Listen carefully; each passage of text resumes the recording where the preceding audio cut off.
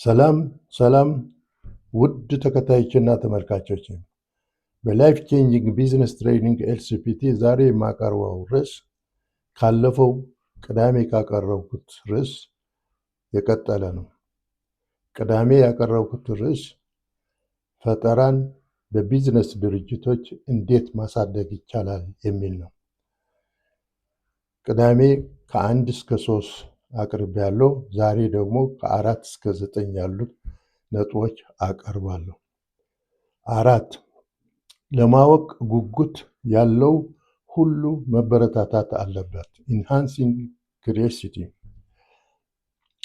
አንተርፕሪነሮች እና ሰራተኞች ሁል ጊዜ መጠየቅ አለባቸው።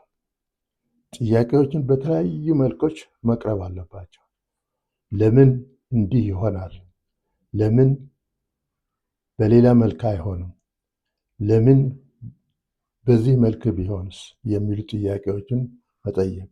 ጥያቄ ለፈጠራ በጣም አስፈላጊ ነው። የቆዩ ልማዶችና አስተሳሰቦችም ማስወገድ ያስፈልጋል። በአዳዲስ ልማዶችና ባህሎች የአሰራር ስልቶች መተካት አለባቸው። የድሮ የቆዩ ልማዶች። ብሬኪንግ አሰምፕሽንስ ዛት ሊሚት ክሪኤቲቪቲ ማለት ነው።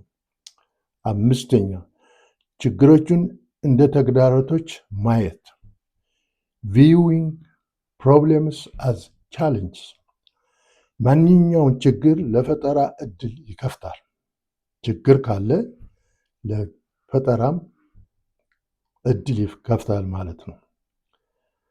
ሰራተኞች ጥያቄዎችን አንጠልጥለው ወደ አለቆቻቸው መሄድ የለባቸውም። ሰራተኞች ባሉበት ጥያቄውን በዛ ላይ መፍታት አለባቸው። ይሄ ነው ለፈጠራ ሊያመቻች የሚችለው።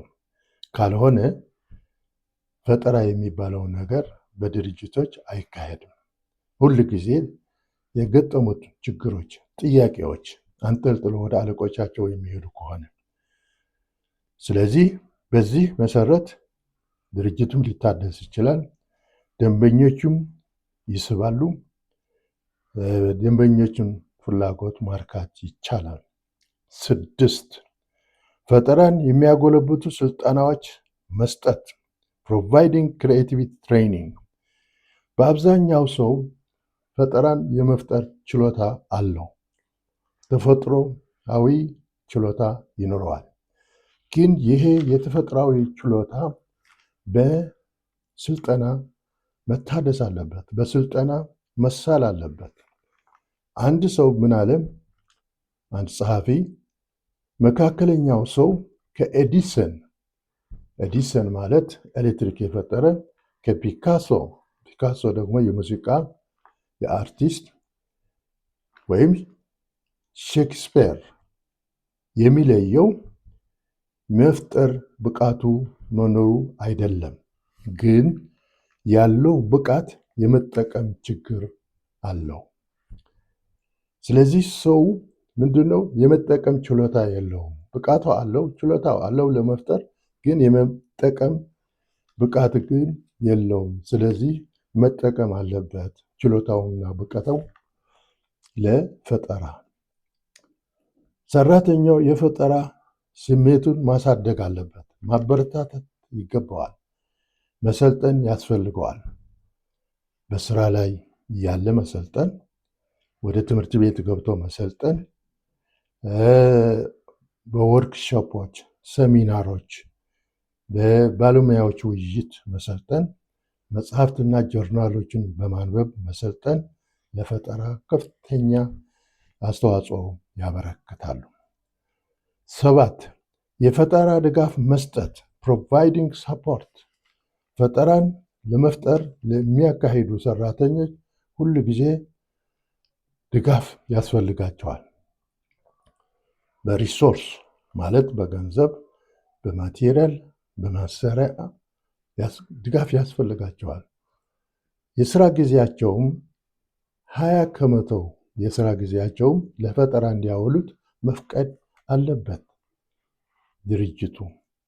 8 ፈጠራን የሚያጎለብቱ ደንቦችና መመሪያዎች ማውጣት። ዲቨሎፒንግ ፕሮሲጀርስ ፎር ካፕቸሪንግ አይዲያስ። የቢዝነስ ድርጅቶች ማንኛውም ሰራተኛ ጠቃሚ የሆነ ፈጠራ በሚፈጥርበት ጊዜ ሪኮግኒሽን እንዲሰጠው ያስፈልጋል። ይሄ በመመሪያ የተደገፈ ሀሳቡ ስራ ላይ እንዲውል ወይ የተፈጠረውን ፈጠራ ስራ ላይ እንዲውል ማገዝ ያስፈልጋል። በዚህ የድርጅቱ ምርቶችም ይሁኑ አሰራሮቹን ማደስ ይቻላል። የድርጅቱ አጠቃላይ ሁኔታ ከታደሰ ደግሞ ጠቃሚ ነገር ይኖረዋል። ስለዚህ በመመሪያ መደገፍ አለበት ፈጠራ። 9 ፈጠራን የሚያካሂዱ ሰዎች ማበረታትና መሸለም ያስፈልጋል። ፈጠራን የሚያካሂዱ ሰዎች ወይም ሰራተኞች መሸለም አለባቸው እንደ አስተዋጽኦአቸው። ሪኮግኒሽን ማግኘት አለባቸው። ሰርቲፊኬት እንበለው ሌላ እንበለው ሪኮግናይዝድ መሆን አለባቸው። ፈጠራ በድርጅቱ የፈጠራ ቀን ተብሎ መከበር ያስፈልጋል።